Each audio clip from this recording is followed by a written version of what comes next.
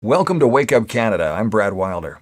The fight to end vaccine mandates continues in the House of Commons, and with this, I thought it might be fun to just sit and criticize these answers provided by the Liberal NDP government.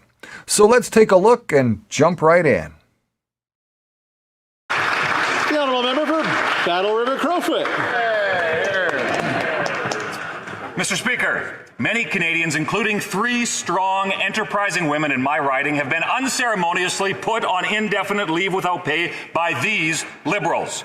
Crystal, Angela, and Kathy lost their jobs at Canada Post because of this government's mandate absurdity. Livelihoods taken away, families going without, and for what purpose? Each of these women work in small towns. 2 of the 3 are postal agents that work alone. And one is now not even allowed to enter the building of the business she worked so hard to build. This needs to end. Will the minister today commit to ending these unscientific mandates?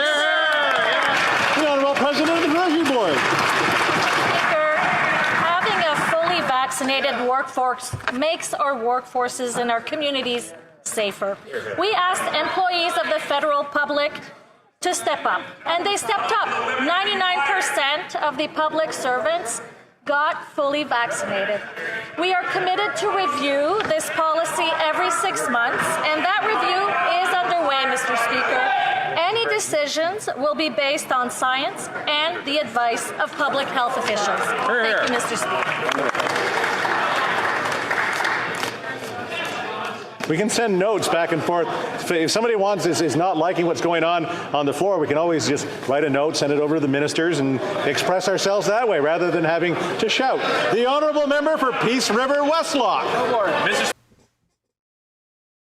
Always reading from the script. Never a thought in that brain or the means to communicate other than read someone else's words.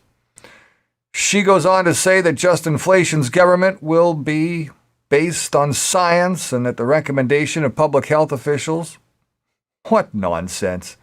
The vaxxed are still getting COVID, vax injuries are still real, and there are people still running this country continuing to drive a wedge in Canadians on a daily basis.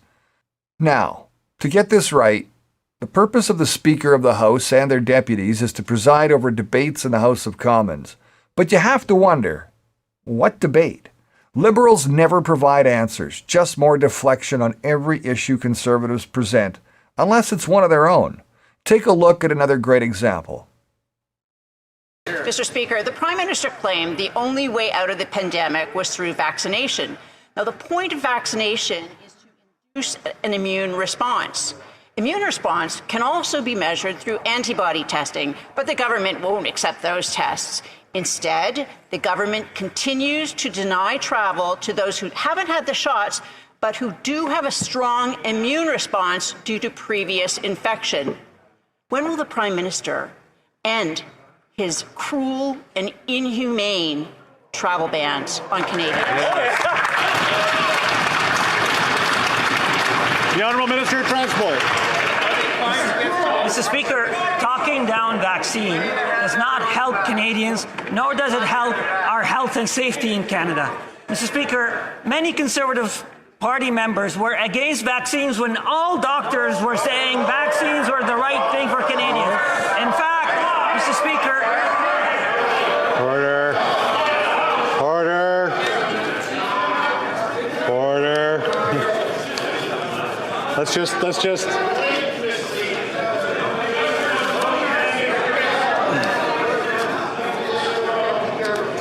We're ready? All right. The Honourable Minister of Transport. Mr. Speaker, notwithstanding the Conservatives' noise, I'm going to tell you that we are going to continue to do whatever we can to protect the health and safety of Canadians, the travellers, and those who work in the travelling sector. We are always reassessing these decisions, Mr. Speaker. We don't make these decisions lightly. We know that they are important, and we will continue to be guided by science, Mr. Speaker.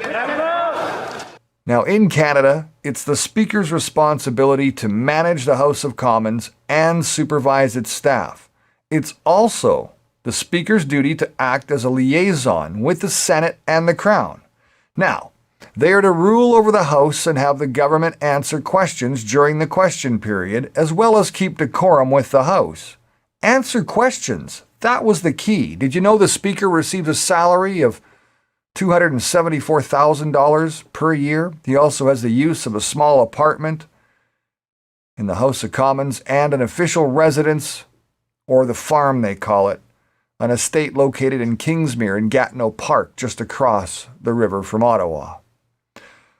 The real question is, why doesn't the Speaker ever interject? Why the lack of answers? Why the continued runaround? It's one thing to run our country the way they're running it. It's another thing for us not to question what they're doing and why they're doing it the way they're doing it. Canadians need to get on top of this issue, and Canadians need to fight now. Time is running out. I'm Brad Wilder. Thanks for watching. This is Wake Up Canada.